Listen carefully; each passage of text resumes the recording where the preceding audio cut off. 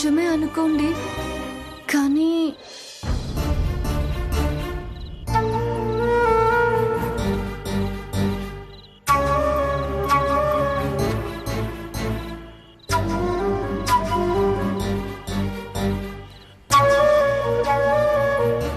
చూడు శ్యామ, నీ మెళ్ళో తాలి కట్టి నిన్ను నా భార్యగా ఈ ఇంటికి తీసుకొచ్చాను.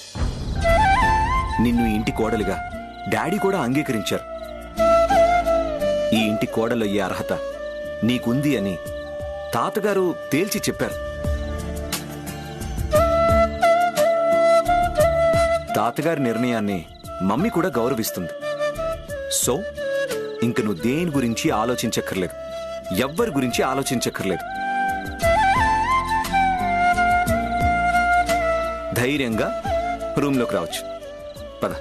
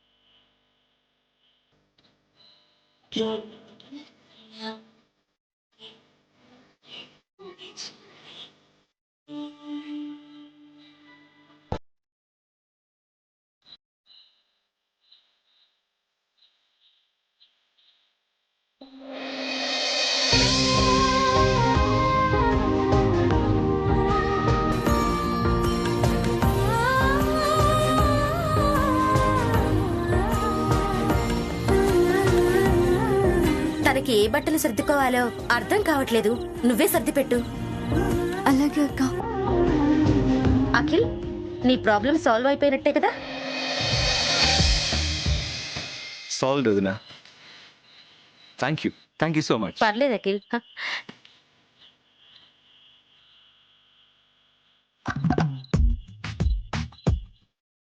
అంటే మీ ఊరి వాతావరణానికి ఎలాంటి బట్టలు అయితే బాగుంటాయో అని. ఎలాంటివైనా పర్లేదండి. మీరు ఏ బట్టలు వేసుకుంటే హాయిగా ఉంటుందో అవి వేసుకోవచ్చు. కానీ అక్కడ పూజా కార్యక్రమం కూడా ఉందన్నారు కదా? పూజ అని అన్నారు కదా అని మీరు ఇబ్బంది పడుతూ పంచే కట్టుకోవాలనేమీ లేదు. మీకు నచ్చిన బట్టలు వేసుకొని మీరు పూజలో కూర్చోవచ్చు. అక్కడ మీకు ఏ విధమైన ఇబ్బంది ఉండదు. థ్యాంక్స్.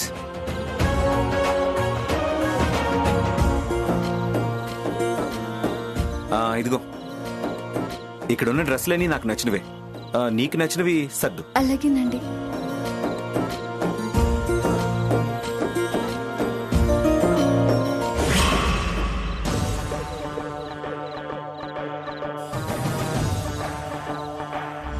అఖిల్, ఇప్పుడు చెప్తున్నాను, శ్యామ నీకు సరైన జీవిత భాగస్వామి.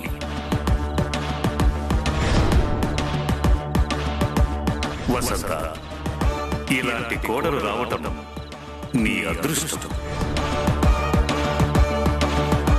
రేపు ఉదయం వాళ్ళ ప్రయాణానికి ఏర్పాటు చేయి.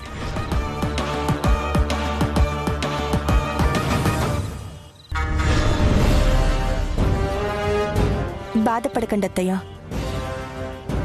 బాధపడక చేసేదేముంది ఇంకా? ఆ శ్యామ ఈ ఇంటి కోడలు అని నాన్నగారు నిర్ణయించాక కాదని అనలేం కదా. దాన్ని ఇంట్లో నుంచి పంపించలేం కదా. జీవితాంతం నా కొడుకు పక్కన దాన్ని చూస్తూ బాధపడుతూ ఉండాల్సిందే కదా. తాతగారి నిర్ణయాన్ని మీరు గౌరవించటం కరెక్టే అత్తయ్య. కానీ ఆయన అలాంటి నిర్ణయం తీసుకోవటం వెనుక జరిగిన కుట్రని మీరు తెలుసుకోలేకపోవటం కరెక్ట్ కాదు. కుట్ర? అవునత్తయ్య, ఆ శ్యామ ఏదో చెప్పాలి కదండి. నువ్వే లైట్స్ ఆఫ్ చేసావని చెప్తే మమ్మీకి నీ మీద కోపం వస్తుందని నేను నిజం చెప్పలేదు.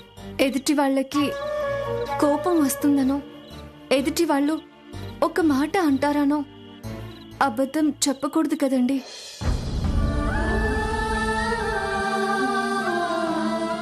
నేను తప్పు చేశాను.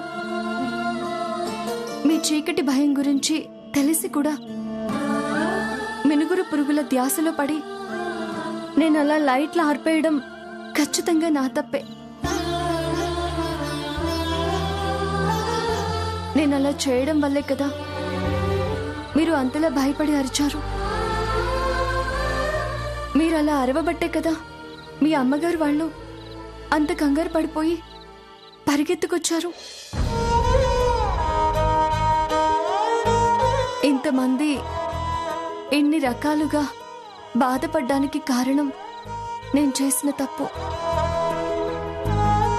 ఆ తప్పు నిజాయితీగా ఒప్పుకోవడం నా ధర్మం. చేసిన తప్పుకి ఎదుటి వాళ్ళు ఎన్ని మాటలన్నా భరించడం నా బాధ్యత. అందుకే జరిగింది జరిగినట్టుగా మొత్తం మీ అమ్మగారికి చెప్పాను.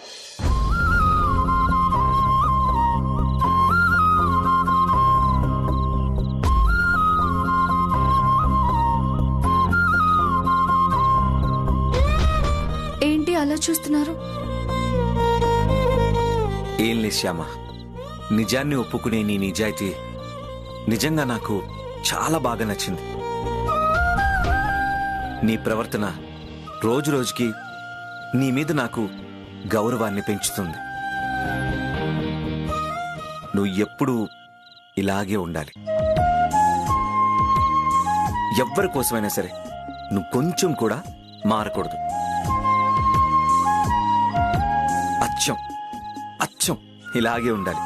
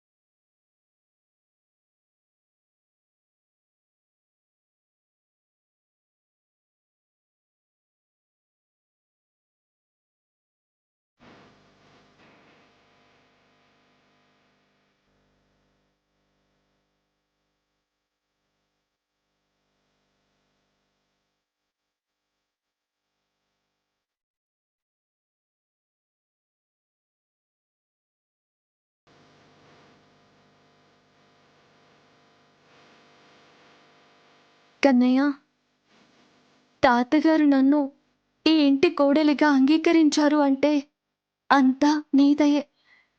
అది నాకు తెలుసు. తాతగారి మాట కాదనలేక అత్తయ్య గారు మౌనంగా ఉండిపోయారు. కానీ నేను ఈ ఇంటి కోడల్ని అయ్యానన్న బాధ మాత్రం ఆవిడికి పోలేదు. వీలైనంత తొందరగా అత్తయ్య గారికి ఆ బాధ తగ్గించు కన్నయ్య. తాతయ్య గారిలాగా, మామయ్య గారిలాగా, వైదేహి అక్కలాగా అత్తయ్య గారు కూడా నన్ను అంగీకరించేలా ఆశీర్వదించు కన్నయ్య.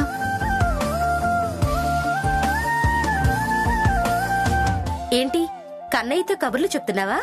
అవునక్క.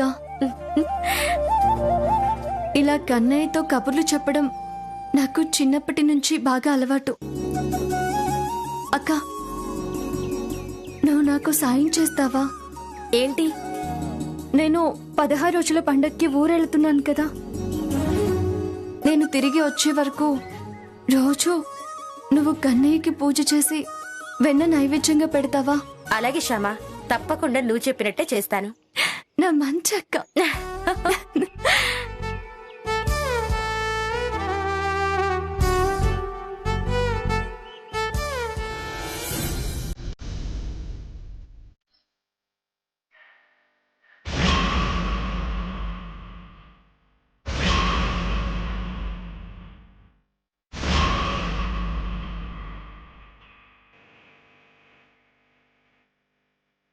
అత్తయ్య, మీరలా మౌనంగా కూర్చుంటే పరిస్థితి చేజారిపోతుంది. ఇక్కడున్నప్పుడే అఖిల్ని మనం కంట్రోల్ చేయలేకపోయాం. అత్తారింటికి వెళ్ళి 16 రోజుల పండగ చేసుకొని వచ్చిన తర్వాత మనం తాతగారు మమ్మల్ని ఆశీర్వదించండి.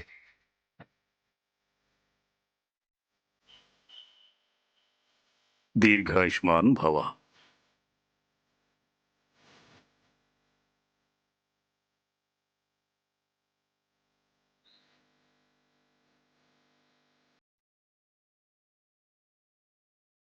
మమ్మీ మమ్మల్ని ఆశీర్వదించు. దీర్ఘాయుష్మాన్ భవ. లేనన్నా,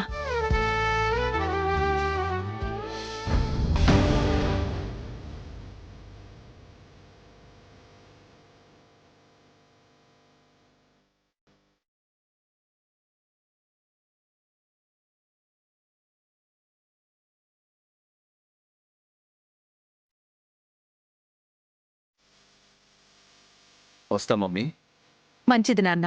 వెళ్ళొస్తాం అత్తయ్య గారు. మంచిది. తాతయ్య గారు చెప్పిన ముహూర్తం దాటకముందే తొందరగా బయలుదేరండి. అలాగే వదినా.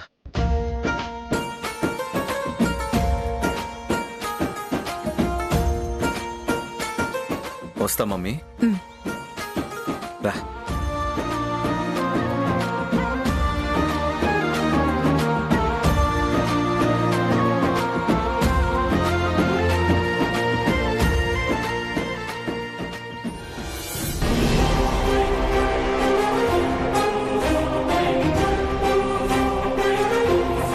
అత్తయ్య, మీరు మౌనంగా ఉండకుండా వాళ్ళని ఆపండి.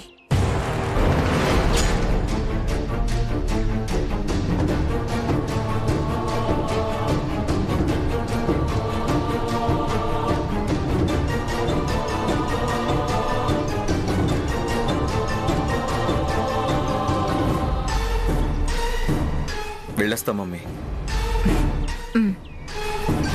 వెళ్ళొస్తాం అత్తయ్య గారు.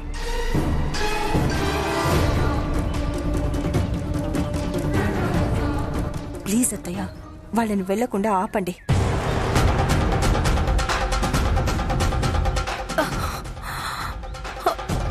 అత్తయ్య అత్తయ్య, వసంత. అత్తయ్య,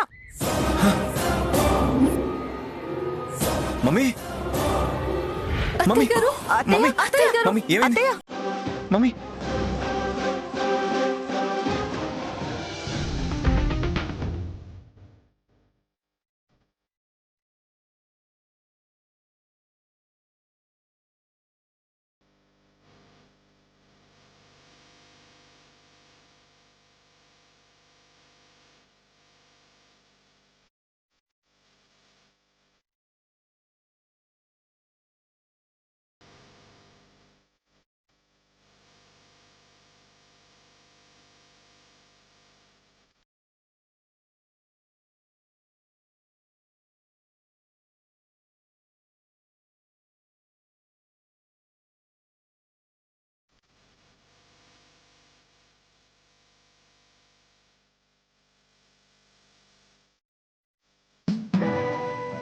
మిస్టర్ అఖిల్, సడన్ గా ఎందుకో మీ అమ్మగారికి బీపీ పెరిగిపోయింది. అందువల్లే అలా కళ్ళు తిరిగి అన్కాన్షియస్ అయ్యారు. దేని గురించో ఆవిడ బాగా స్ట్రెస్ ఫీల్ అవుతున్నట్టు అనిపిస్తుంది. ఆవిడకి బాగా విశ్రాంతి అవసరం. మానసికంగా ఆవిడ ప్రశాంతంగా ఉండేలా చూసుకోండి, ఓకేనా? Okay doctor. కాసేపట్లో ఆవిడ స్పృహలోకి వస్తారు. Nothing to worry. Thank you doctor. Thank you so much. ఉంటానండి. Okay doctor.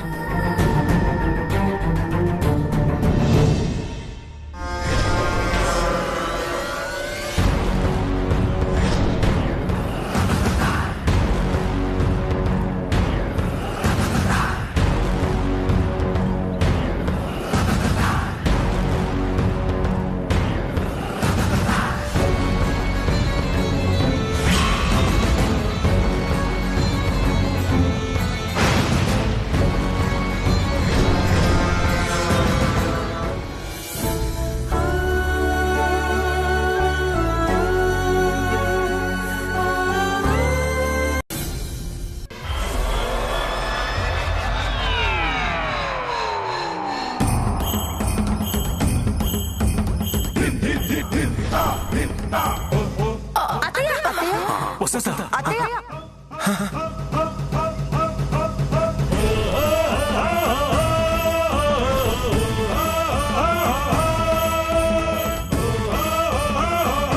ఇక నువ్వు మీ అమ్మ గురించి ఆలోచించకుండా ధైర్యంగా మీ అత్తగారింటికి వెళ్ళొచ్చు.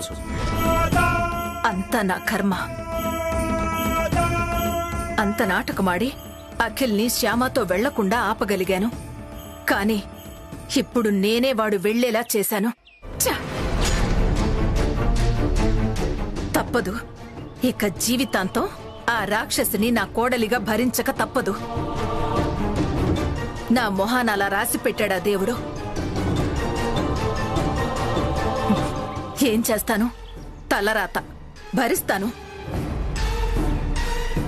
తనని ఇంట్లో ఎలాగోలా భరిస్తారత్తయ్య, కానీ బయట బాధని ఎలా భరిస్తారు? అదే అత్తయ్య, బయట వాళ్ళు ఇలాంటి కోడల్ని తెచ్చుకున్నారేంటి అని అడిగే ప్రశ్నల వల్ల మీకు కలిగే బాధని ఎలా భరిస్తారు అంటున్నాను. ఆ బాధని ఇంట్లో వాళ్ళు పట్టించుకోరు కదా. ఆ బాధకి ఇంట్లో వాళ్ళు ఎవరు విలువ ఇవ్వరు కదా.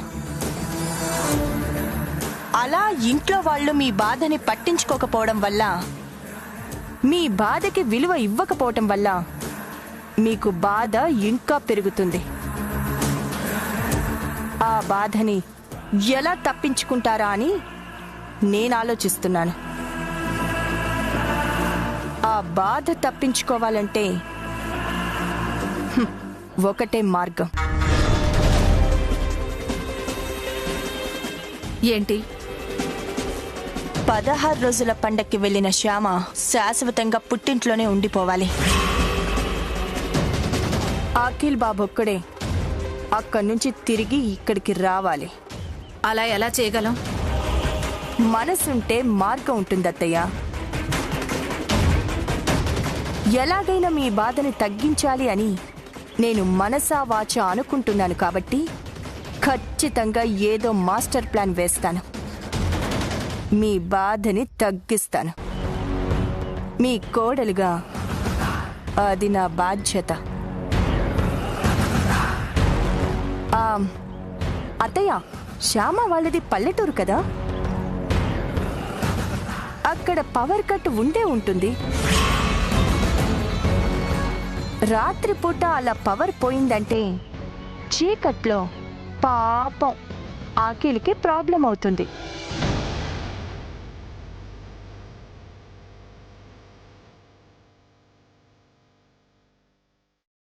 నిజమే. అక్కడ కరెంటు పోయింది అంటే చాలా ఇబ్బంది పడిపోతాడు అఖిల్.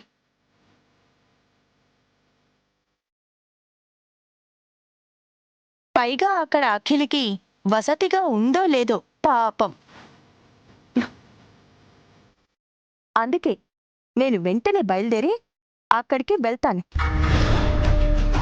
అఖిల్కి ఏ ఇబ్బంది లేకుండా చూసుకుంటాను.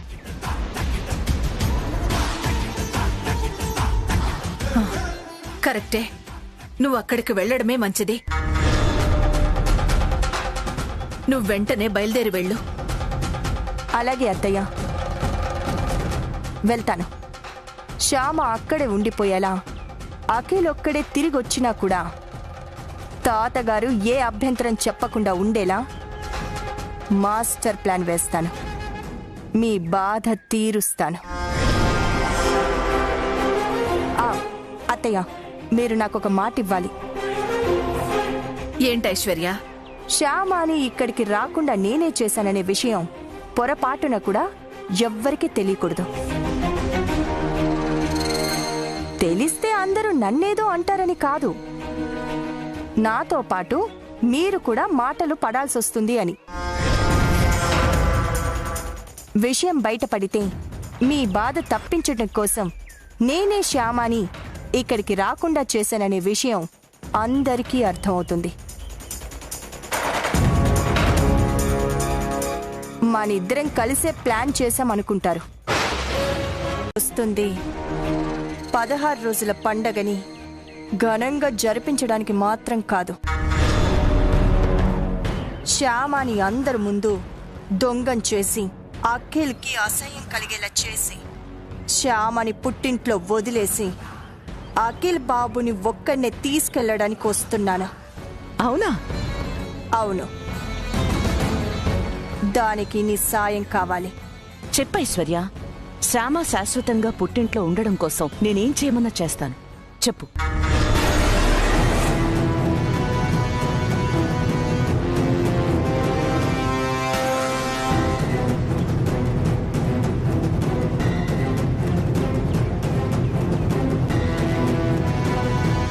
అలాగే ఐశ్వర్య, నువ్వు చెప్పినట్టే చేస్తాను. థ్యాంక్స్ గురువమ్మ. నేను కరెక్ట్గా రాత్రి భోజనాల టైంకి ఆ ఇంట్లోకి ఎంట్రీ ఇస్తాను. ఆ తర్వాత నువ్వు ఎంట్రీ ఇవ్వు. జీవితంలో శ్యామకి మా ఇంట్లోకి ఎంట్రీ లేకుండా చేద్దాం. ఓకే.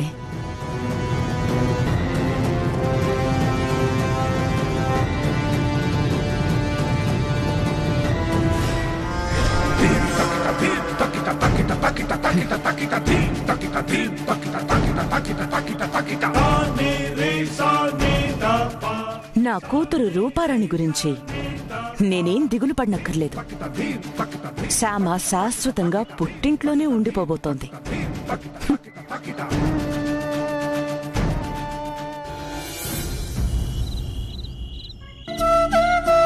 బాబు, నిజంగా మీ తాతగారు మా శ్యామ పాలిట దేవుడు బాబు.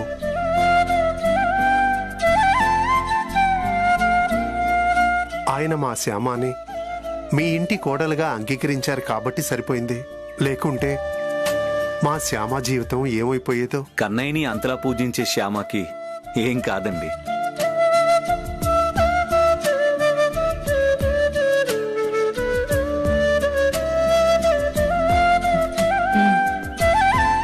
మీరేం టెన్షన్ పడకండి. బాబు, వడ్డించమంటారా? అలాగే అత్తయ్య గారు. ఏమండి, ఒకసారి ఇలా రండి. ముందు వడ్డించి వస్తాం. ఒకసారి రండి. అత్తయ్య గారు మీతో ఏదో మాట్లాడాలనుకుంటా. వెళ్ళండి. రండి. అలాగే బాబు. ఇంకేంటి? ఏమైంది? అది కాదండి, ఏంటి? అల్లుడి గారికి డైనింగ్ టేబుల్ అలవాటు కదా. మన ఇంట్లో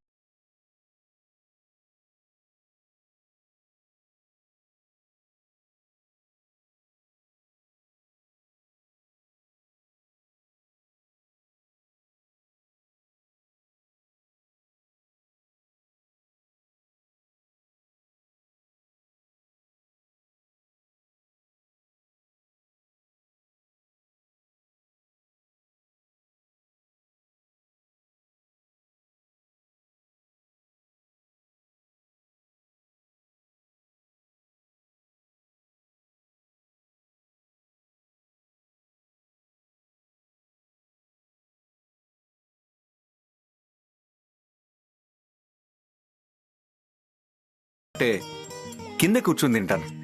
మీరు కింద కూర్చోవడం ఏ కూర్చోకూడదా? అంటే మీకు అలవాట్లేదు కదా అని. ఇప్పుడు అలవాటు చేసుకుంటాను.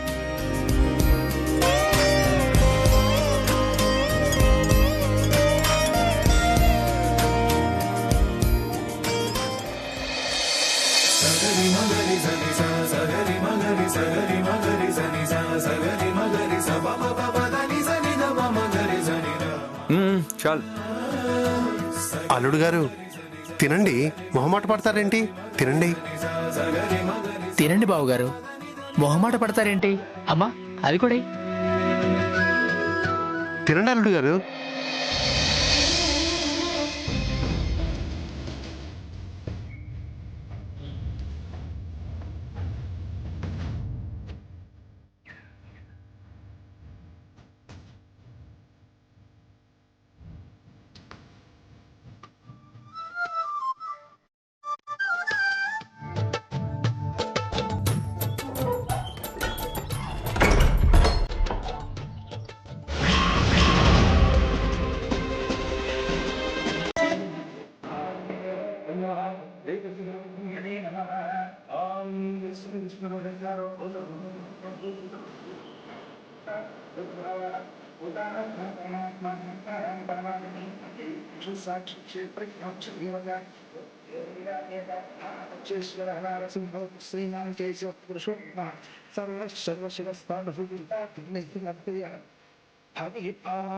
ఇద్దరు లేచి నిలబడి స్వామివారికి అక్షంతలు వేసి నమస్కారం చేసుకోండి.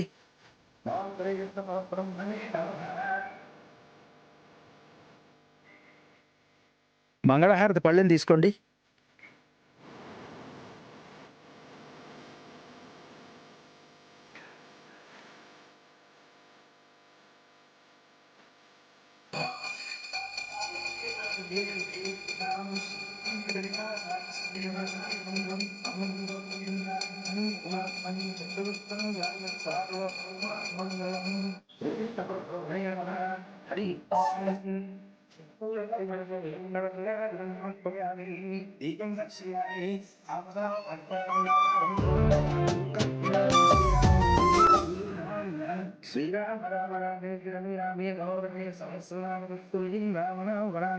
అమ్మా, ముత్తైదువులు నూతన దంపతులకి మంగళహారతి ఇవ్వండి అమ్మా. అలాగే పంతులు గారు. ఐశ్వర్య, రామ్మా. పర్లేదు, మీరు కానివ్వండి.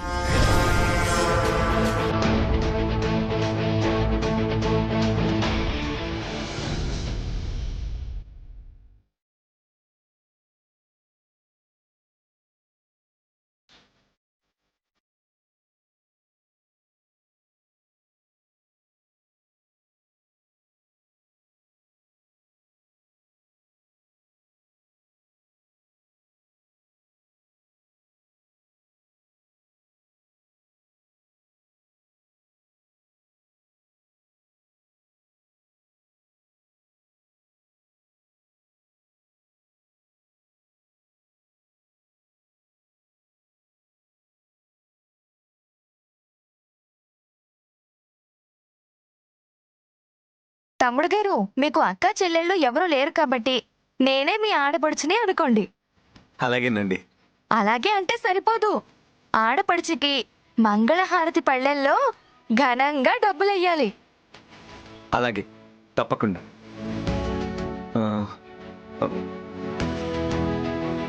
నా పర్స్ బెడ్రూమ్లో ఉన్నట్టుంది. అఖిల్, నువ్వు లేవద్దు, నేనిస్తాను డబ్బులు.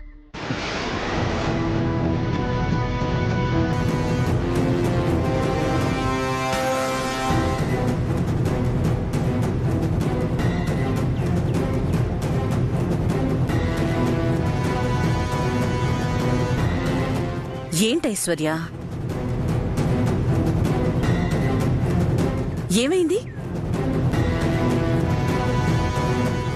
ఏమైందమ్మా? ఏంటోదినా, ఏం జరిగింది? హ్యాండ్ బ్యాగులో ఉండాల్సిన 1,00,000 రూపాయలు కనపడ్డం లేదు.